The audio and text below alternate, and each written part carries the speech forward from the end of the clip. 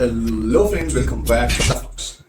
So നമ്മൾ ഇന്ന് പറയാൻ പോകുന്നത് പായൽ കപാടിയ കഥ തിരക്കഥ സംവിധാനം ചെയ്ത് കനി കുസുതി, ദിവ്യപ്രഭ, ഛായ കഥാം, ഹൃദയരുൺ എന്നിവർ മെയിൻ ക്യാരക്ടേഴ്സ് ചെയ്ത India, France, Netherlands, Luxembourg, Italy മുതലായ രാജ്യങ്ങളിലുള്ള പ്രൊഡക്ഷൻ ഹൗസസ് കമ്പൈൻ ചെയ്തിട്ട് അവർ പ്രൊഡ്യൂസ് ചെയ്ത കാൻസ് ഫെസ്റ്റിവലിൽ എന്താ പറയാ പ്രീമിയർ ചെയ്ത് ഒന്നിൽ കൂടുതൽ അവാർഡ്സ് നേടിയെടുത്ത മലയാളം, ഹിന്ദി, മറാഠി എന്നീ ഡയലക്ട്സ് യൂസ് ചെയ്തിട്ട് അവർ ക്രിയേറ്റ് ചെയ്ത ഒരു സിനിമയെ കുറിച്ചാണ്.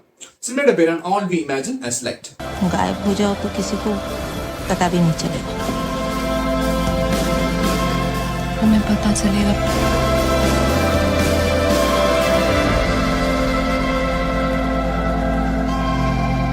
കഴിഞ്ഞ വർഷം, അതായത് 2024 ഈ ഒരു സിനിമ അവിടെ കാൻ ഫെസ്റ്റിവലിന് പ്രീമിയർ ചെയ്യുന്നത്. അപ്പൊ പ്രീമിയർ ചെയ്തു, അവാർഡ്സും കൂടെ കിട്ടിയെന്ന് അറിഞ്ഞപ്പോഴത്തേനും ഒരുപാട് വലിയൊരു ന്യൂസ് ആയിരുന്നു.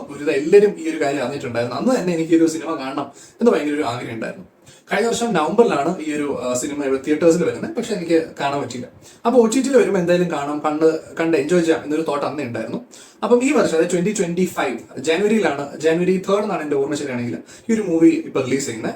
ഡിസ്നി പ്ലസ് ഹോട്ട്സ്റ്റാറിലാണ് ഇപ്പൊ OTT വന്നിട്ടുള്ളത്. അതിലാണ് ഞാൻ കാണുന്നത്. ഈ സിനിമ എന്ന് പറഞ്ഞാൽ ബേസിക്കലി 3 സ്ത്രീകളുടെ കഥയാണ് പറഞ്ഞുകൊണ്ട് പോകുന്നത്. അതായത് മുംബൈയിൽ താമസിക്കുന്ന 2 മലയാളികൾ, അതായത് 2 മലയാളി നേഴ്സും അവിടെ തന്നെ വർക്ക് ചെയ്യുന്ന, ക്യാൻറ്റീനിൽ വർക്ക് ചെയ്യുന്ന ഒരു മറാഠി ആയിട്ടുള്ള ഒരു സ്ത്രീ.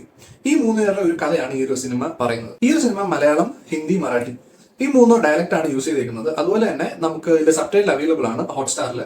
പക്ഷെ അത് ഇംഗ്ലീഷ് മാത്രമാണ്, മലയാളം സബ്ടൈറ്റിൽ ഒന്നും അവൈലബിൾ അല്ല. അപ്പൊ ഇംഗ്ലീഷും നമുക്ക് വായിച്ച് മനസ്സിലാക്കാം എന്നുള്ളത് മാത്രമാണ്. ഈ സിനിമ കണ്ടു തുടങ്ങിയപ്പോൾ തന്നെ നോട്ടീസ് ചെയ്ത ഒരു കാര്യമാണ്, അതായത് നോർമലി ഉള്ള നമ്മുടെ 9:16 എന്നൊരു ആസ്പെക്ട് റേഷ്യോ അല്ല ഈ ഒരു സിനിമ ചെയ്തിരിക്കുന്നത്. കുറച്ചും കൂടി ഒരു സ്ക്വയറിഷ് ഒരു രീതിയിലാണ് ഈ ഒരു ആസ്പെക്ട് റേഷ്യോ പോകുന്നത്. ഈ സിനിമയുടെ സ്ക്രീനിൽ മൊത്തം നമുക്ക് ഒരുപാട് നോയ്സസ് നമുക്ക് കാണാൻ പറ്റും. ആ സ്ക്രീൻ ഒട്ടും നമുക്ക് ക്ലാരിറ്റി ഉണ്ടെന്ന് തോന്നില്ല. ഭയങ്കര ഒരു ഡൾനെസ് പ്രൊവൈഡ് ചെയ്യാൻ വേണ്ടിയിട്ടായിരിക്കണം അങ്ങനെ ഒരു പരിപാടി അവർ ചെയ്തിട്ടുള്ളത്. നമുക്ക് ഇതിന്റെ അകത്ത് ഒരു ബ്രൈറ്റ് ഒരു ഫീൽഡ് പോലും നമുക്ക് കാണാൻ പറ്റില്ല. ഒരു സീനിൽ പോലും ഒരു സന്തോഷം അല്ലെങ്കിൽ ഒരു ബ്രൈറ്റ്നെസ് എന്ന് പറയുന്ന സാധനം നമുക്ക് കാണാൻ കിട്ടില്ല. ഞാൻ സിനിമ കണ്ട് കുറച്ച് കഴിഞ്ഞപ്പോൾ തന്നെ എനിക്ക് തലവേദനയും ബാക്കി കാര്യങ്ങൾ വന്നു. ഈ ഒരു നോയ്സും ബാക്കി കാര്യങ്ങളും ഈ ഒരു സ്ക്രീനിൽ കാണുന്നതുകൊണ്ട് തന്നെ അത് നമ്മളെ ഭയങ്കരമായിട്ട് മൂഡ് നമ്മുടെ ഭയങ്കരമായിട്ട് ചേഞ്ച് ചെയ്യും എന്നുള്ളതാണ്. നമ്മൾ ഹാപ്പി എന്ന ഒരു മൂഡ് മാറ്റി കുറച്ചും കൂടി ഒരു സാഡ്നെസ് പോലത്തെ ഒരു പരിപാടിയിലോട്ട് കൊണ്ടുപോകാനായിട്ട് അത് സഹായിക്കും എന്ന് എനിക്ക് തോന്നുന്നു. അതുകൊണ്ടായിരിക്കണം അവർ അങ്ങനെ ചെയ്തത്.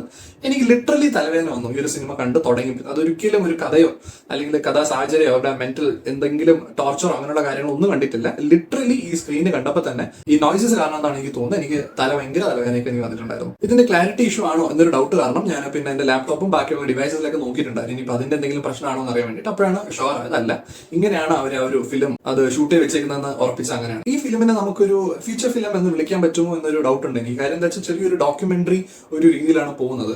ടു ബി ഓണസ്റ്റ്, ഇതിൽ വലിയൊരു കഥ എന്ന് പറയാനോ അല്ലെങ്കിൽ എന്താകും എന്നൊരു എക്സൈറ്റ്മെന്റ് തരുന്ന ഒരു കാര്യങ്ങളും ഈ ഒരു സിനിമയിൽ ഇല്ലായിരുന്നു. അവരുടെ ലൈഫിൽ എന്താണ് നോർമലി അവരുടെ ലൈഫിൽ എന്താണ് നടക്കുന്നത്, how does it go, how does it flow എന്നൊരു ഐഡിയയിലാണ് പോയിരിക്കുന്നത്. അപ്പൊ ഇങ്ങനെയുള്ള സിനിമയൊന്നും ഒരിക്കലും ഒരു കൊമേഴ്ഷ്യൽ എന്നുള്ളൊരു രീതിയിലല്ല അവർ ക്രിയേറ്റ് ചെയ്യുന്നത്. സ്പെസിഫിക്കലി അവർ അവാർഡ് എന്നുള്ള ഒരു തോട്ടിലാണ് വന്നേക്കുന്നത്. അതുകൊണ്ട് തന്നെ അവർ ആ രീതിയിലാണ് ഈ ഒരു സിനിമ എടുത്ത് വെച്ചേക്കുന്നത്. മേ ബി ഫോറിനേഴ്സിന് ഇപ്പം ഇവിടുത്തെ ഒരു സാധാ ഒരു നേഴ്സ്, മുംബൈയിൽ വർക്ക് ചെയ്യുന്ന 2 നേഴ്സുമാരുടെ അല്ലെങ്കിൽ ഒരു ക്യാൻറ്റീനിൽ വർക്ക് ചെയ്യുന്ന ഒരു സ്ത്രീയുടെ ജീവിതം, അവരുടെ റൂംസ് എങ്ങനെയായിരിക്കും, താമസിക്കുന്ന റൂമൊക്കെ എങ്ങനെയാണ്, അവരുടെ ഹാബിറ്റ്സ് എന്തൊക്കെയായിരിക്കും, ഇന്ത്യൻ സ്ട്രീറ്റ്സ് എന്നൊക്കെ പറയുന്നത് എങ്ങനെയാണ്, അതൊക്കെയുള്ള ഒരു കാര്യം ഒരു ഫാസിനേറ്റിംഗ് സംഭവമായിരിക്കാം. അറിയാമല്ലോ, ഇവിടെ കുറച്ചും കൂടി ക്രൗഡഡ് ആണ്, ഒരുപാട് ആൾക്കാരുടെ ബഹളവും ബാക്കി നോയ്സസും കാര്യങ്ങളൊക്കെ ഉണ്ടാവും. ഇതൊന്നും മേ ബി ഫോറിനേഴ്സ് എക്സ്പ്ലോർ ചെയ്തിട്ടുണ്ടാവുന്ന ഒരു കാര്യമായിരിക്കില്ല. അപ്പൊ അവർക്ക് ഇതൊക്കെ കാണുമ്പോൾ ഒരു എക്സ്പീരിയൻസ് ആയിരിക്കും, ഒരു wow, India at its raw form എന്നൊക്കെയുള്ള ഒരു ഫീൽ ചിലപ്പം കിട്ടുന്നുണ്ടായിരിക്കും ഇതൊക്കെ കാണുമ്പോൾ. പക്ഷെ me being an Indian, me being a Malayali, എനിക്ക് ഇതെന്ന് പറയുന്നത് ഒരു നോർമൽ സാധനമാണ്. എനിക്ക് ഇതിൽ കണ്ടിട്ട് വാവ്, അത് റോ ആയിട്ട് അവർ എടുത്ത് വെച്ചിരിക്കുന്നു എന്ന് എനിക്ക് തോന്നാനായിട്ട് സ്പെസിഫിക് ആയിട്ടൊന്നും എനിക്ക് തോന്നിയില്ല. പക്ഷേ ഈ ഫോറിനേഴ്സ് കാണുമ്പോൾ അവർക്ക് ഭയങ്കര റോ ആയിട്ട് തോന്നുന്ന കുറെ വിഷ്വൽസും കുറെ സീൻസും ഇതിൻ്റെ അകത്ത് വന്നിട്ടുണ്ട്. അതുകൊണ്ട് തന്നെ അവർക്ക് കുറച്ചും കൂടി അവർക്ക് ഒരു ഇൻട്രസ്റ്റിംഗ് ഒരു സാധനമായിട്ട് തോന്നിയിട്ടുണ്ടായിരിക്കാം. അതുകൊണ്ടായിരിക്കാം അവർക്ക് ഈ ഒരു അവാർഡും കിട്ടിയത് ഈ ഒരു സിനിമയ്ക്ക് എന്ന് എനിക്ക് തോന്നുന്നുണ്ട്. ഇതിൻ്റെ അകത്ത് കുറച്ചധികം സാഡ്നെസ്, അതുപോലെ തന്നെ പോവർട്ടി, അൺഹൈജീനിക് ഉള്ള കുറെ ഹാബിറ്റ്സ്, അങ്ങനെയുള്ള കുറെ കാര്യങ്ങൾ കാണിച്ചിട്ടുണ്ട്. ഇന്ത്യ ഏറ്റവും കൂടുതൽ ഫേമസ് ഇങ്ങനെയുള്ള കാര്യങ്ങൾക്കൊക്കെ വേണ്ടിയിട്ടാണ്, ക്രൗഡഡ് ഒരു പരിപാടിയൊക്കെ. അപ്പൊ ഇങ്ങനെയുള്ള എല്ലാ കാര്യങ്ങളും അവർ ഈ ഒരു സിനിമയിൽ കാണിക്കുന്നത് ഒരു വിധം. അത് കാരണം ഒരു റോ ഫീൽഡ് ഫോറിനേഴ്സിനെ കാണുമ്പോൾ തോന്നുകയും അതിന്റെ ഭാഗമായിട്ടായിരിക്കണം അവർക്ക് അവാർഡ് കിട്ടുന്നത്. അല്ലാതെ ഇതിന്റെ കഥാമൂല്യങ്ങൾ കണ്ടിട്ട് എനിക്ക് വലിയൊരു സംഭവമായിട്ടൊന്നും തോന്നിയില്ല. അതുപോലെ തന്നെ ഈ ഒരു സിനിമയിൽ ഇടയ്ക്ക് വെച്ചിട്ട് ഈ ഒരു സിനിമ റിലീസ് ചെയ്ത് പിന്നെ കുറച്ച് കഴിഞ്ഞപ്പോഴത്തേനും ഒരു കോൺട്രവേഴ്ഷ്യൽ ഒരു സംഭവമായിട്ട് വന്നതാണ് ഒരു ന്യൂഡിറ്റിയുടെ ഒരു കാര്യം. അതായത് ദിവ്യപ്രഭ ചെയ്യുന്ന ഒരു ക്യാരക്ടറിന്റെ ഒരു ന്യൂഡിറ്റി എന്തോ ഉണ്ടെന്ന് പറഞ്ഞിട്ട് വലിയൊരു ന്യൂസ് ഒരു സംഭവങ്ങളൊക്കെ ആയിട്ട് വന്നിട്ടുണ്ടായിരുന്നു ഇടയ്ക്ക് വെച്ചിട്ട്. അപ്പൊ അങ്ങനെ 2-3 സീൻസ് ആണല്ലോ ഈ ഒരു സിനിമയിൽ ന്യൂഡിറ്റി റിലേറ്റഡ് ആയിട്ടുള്ളത്. അപ്പൊ ആദ്യത്തെ ഒരു സീൻ അതിന്റെ ആവശ്യം ഉണ്ടായിരുന്നു എന്ന് എനിക്ക് തോന്നിപ്പോയി. അത് കാണിക്കാൻ വേണ്ടി കാണിച്ച ഒരു ന്യൂഡിറ്റി എന്നല്ലാതെ ആ ഒരു സീൻ ഒരു സ്പെസിഫിക് ഇമ്പാക്ട് കൊടുക്കാൻ പറ്റുമോ? ഈ ഒരു സീൻ വന്നപ്പോൾ, ഈ ന്യൂഡിറ്റി എന്ന് പറയുന്ന ഒരു കാര്യം വന്നപ്പോൾ ആ ഒരു സീൻ സ്പെസിഫിക്കലി എന്തെങ്കിലും ഒരു റേസ് വന്നോ, ആ ഒരു ക്യാരക്ടർ അല്ലെങ്കിൽ ഒരു സിറ്റുവേഷൻ, ഒരു ഹൈപ്പ് അല്ലെങ്കിൽ ഒരു ഇമോഷണൽ ഹൈപ്പ് ഒക്കെ ക്രിയേറ്റ് ആയെന്ന് ചോദിച്ചാൽ എനിക്കറിയില്ല. എനിക്ക് ലിറ്ററലി എനിക്ക് തോന്നിയില്ല ആ സീനിന്റെ ഒരു ആവശ്യം ഉണ്ട് എന്ന് പോലും എനിക്ക് തോന്നിയിട്ടില്ലായിരുന്നു. അത് കഴിഞ്ഞിട്ട് പിന്നെ ഇതുമാതിരി കന്നി കുസൃതിയുടെ ഒരു സീൻ ഉണ്ട്, അതും നെസസിറ്റി എന്ന് പറയുന്ന ഒരു സാധനം ഉണ്ടായിരുന്നു എന്ന് എനിക്ക് തോന്നുന്നില്ല. പിന്നെ വേറൊരു സീന് കുറച്ചൊരു അല്ലാത്തൊരു ടൈപ്പ് ഓഫ് സീൻ ഉണ്ടായിരുന്നു.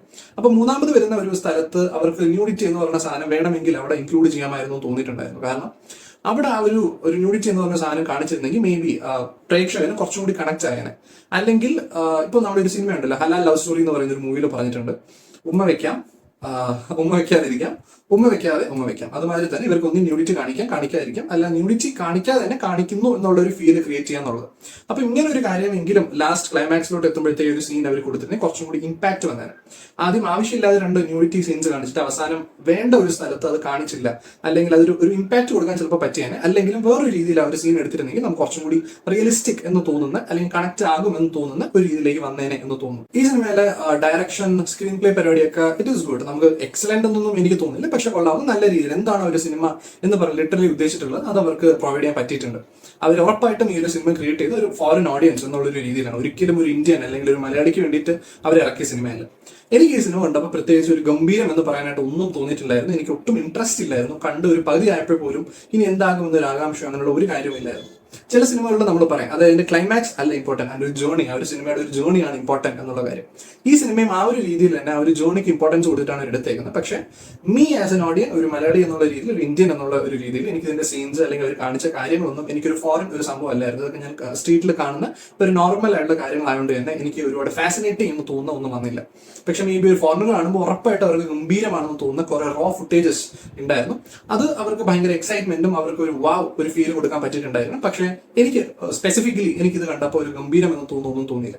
ഇതിന്റെ ക്ലൈമാക്സിനെ കുറിച്ച് പറയുന്നുണ്ടെങ്കിൽ തന്നെ എനിക്ക് ഭയങ്കരമായിട്ട് കൺഫ്യൂസിങ് ഒരു രീതിയിലാണ് പോയത് ഇതിന്റെ ക്ലൈമാക്സ്. നിങ്ങൾ ഈ ഒരു സിനിമ കണ്ടിട്ടുണ്ടെങ്കിൽ നിങ്ങൾക്ക് എന്താണെന്ന് മനസ്സിലായി താഴ്ന്ന് കമന്റ് ചെയ്യുക. ചിലപ്പോൾ എനിക്കത് കാണുമ്പോൾ എന്താണെന്ന് ചെറിയൊരു ഐഡിയെങ്കിലും കിട്ടും. ഇതിന്റെ ലാസ്റ്റ് കന്നി കുസൃതിയുടെ തന്നെ ഒരു കടലിൽ നിന്ന് ഒരാളെ എടുക്കുന്ന ഒരു സംഭവം ഉണ്ട്. അപ്പൊ അത് കഴിഞ്ഞിട്ടുള്ള കുറച്ച് സീൻസും കുറച്ച് സംസാരവും കാര്യങ്ങളൊക്കെ അതെനിക്ക് ഭയങ്കര കൺഫ്യൂസിംഗ് ആയിട്ട് തോന്നി. ഒരു ക്ലാരിറ്റി ഇല്ലാത്തൊരു രീതിയിൽ പോയത് മാതിരിയാണ് എനിക്ക് തോന്നിയത്. പക്ഷെ നിങ്ങൾക്ക് ചിലപ്പോൾ ഇത് കണ്ടപ്പോൾ മനസ്സിലായിട്ടുണ്ടായിരിക്കും എന്താണ് ഉദ്ദേശിച്ചത് എന്നുള്ളത്, അല്ലെങ്കിൽ ഒരു കൺഫ്യൂഷൻ തന്നെയാണോ ഒരു ഡയറക്റ്റ് ഉദ്ദേശമെന്ന് എനിക്കറിയില്ല. പക്ഷെ എനിക്കത് ഒട്ടും ഒരു ക്ലൈമാക്സ് ഒട്ടും ഒരു കൺവിൻസിങ് ഒരു രീതിയിലേക്ക് വന്നിട്ട് ഇത് കഴിഞ്ഞിട്ടുള്ള ഒരു സീൻ, ഒരു ഫൈനൽ ഒരു ക്ലൈമാക്സിന്റെ സംഭവമാണെങ്കിൽ അത്ര ഗംഭീരം എന്ന് പറയാനായിട്ട് എനിക്കൊന്നും തോന്നിയിട്ടില്ല. ഇതിലെല്ലാവരുടെയും അഭിനയം ഗംഭീരമായിട്ടുണ്ട്. അതിൽ ഒരിക്കലും നമ്മൾ മോശം എന്ന് പറയില്ല. എല്ലാവരും നന്നായിട്ട് തന്നെ അഭിനയിച്ചിട്ടുണ്ട്. എന്താണോ അവർ ഡയറക്ടർ വേണ്ടത് അത് അവർ കറക്റ്റ് ആയിട്ട് തന്നെ പ്രൊവൈഡ് ചെയ്തിട്ടുണ്ട്. അതിലൊന്നും ഒരു ഡൗട്ടും ഇല്ല എന്നുള്ളതാണ്. അതുപോലെ തന്നെ ആസീസ് നെടുമങ്ങാട് ഗംഭീരമായിട്ട് ചെയ്തിട്ടുണ്ടായിരുന്നു. ആ ഒരു ക്യാരക്ടർ എന്താണോ വേണ്ടത് അത് പ്രോപ്പർ ആയിട്ട് ഡെലിവറി ചെയ്തിട്ടുണ്ട്. സാധാരണ പുള്ളിക്കാരൻ ചെറിയ കോമഡി പരിപാടിയൊക്കെയാണ് കാണിക്കുന്നത്. ഇതിൽ കുറച്ചും കൂടി ഒരു സോളിഡ് ആയിട്ട് ആ ഒരു ക്യാരക്ടർ എന്താണോ വേണ്ടത് അത് കറക്റ്റ് ആയിട്ട് ഡെലിവറി ചെയ്തിട്ടുണ്ട്. ഈ സിനിമയിൽ മ്യൂസിക് ഡിപ്പാർട്ട്മെന്റ് കുഴപ്പമില്ല, നന്നായിട്ട് തന്നെ ചെയ്തിട്ടുണ്ട്. പക്ഷെ എനിക്ക് ഗംഭീരം എന്ന് തോന്നുന്ന വലുതായിട്ടൊന്നും വന്നിട്ടില്ല എന്നുള്ളതാണ്. ഇതിന്റെ ബാക്ക്ഗ്രൗണ്ട് സ്കോർ ഒക്കെ തന്നെ ചിലയിടത്ത് കുറച്ച് ഓവറായി പോയില്ലേ, അത്രയ്ക്ക് ഒരു ഇമ്പാക്ട് കിട്ടുന്നില്ലല്ലോ എന്ന് എനിക്ക് തോന്നിയിട്ടുണ്ട്. ഒരിക്കലും ഞാൻ ഭയങ്കര ടക് ടക് ടക് ടക് അതല്ല ഉദ്ദേശിക്കുന്നത്. ആ സീൻ എന്താണോ വേണ്ടത് അത് പ്രോപ്പർ ആയിട്ട് ചില സ്ഥലങ്ങളിൽ ഡെലിവറി ചെയ്യാത്ത മാതിരി എനിക്ക് തോന്നിയിട്ടുണ്ടായിരുന്നു. ഓവറോൾ എന്നോട് ചോദിക്കുന്നുണ്ടെങ്കിൽ എനിക്കിതൊരു ഗുഡ് ആവറേജ് ടു ഗുഡ് എന്ന് പറയുന്നതിന്റെ അപ്പുറം ഒരു ഗംഭീരം എന്ന് പറയാൻ പറ്റുന്ന ഒരു രീതിയിൽ ഈ ഒരു സിനിമ എനിക്ക് തോന്നിയില്ല പേഴ്സണലി. അപ്പൊ നിങ്ങൾ ഈ ഒരു സിനിമ കണ്ടിട്ടുണ്ടെങ്കിൽ നിങ്ങൾക്ക് എന്ത് തോന്നുന്നു, ഈ സിനിമയ്ക്ക് നിങ്ങൾ 10ന് എത്ര റേറ്റിംഗ് കൊടുക്കും എന്ന കാര്യം കൂടി താഴെ കമന്റ് ചെയ്യുക. അതുമാതിരി തന്നെ ക്ലൈമാക്സ് നിങ്ങൾക്ക് എന്താണ് മനസ്സിലായത് എന്നുള്ള കാര്യം കൂടി താഴെ ഇടുക. അപ്പൊ അത്രയൊക്കെ ഉള്ളൂ guys. Thank you so much for watching. Until then bye.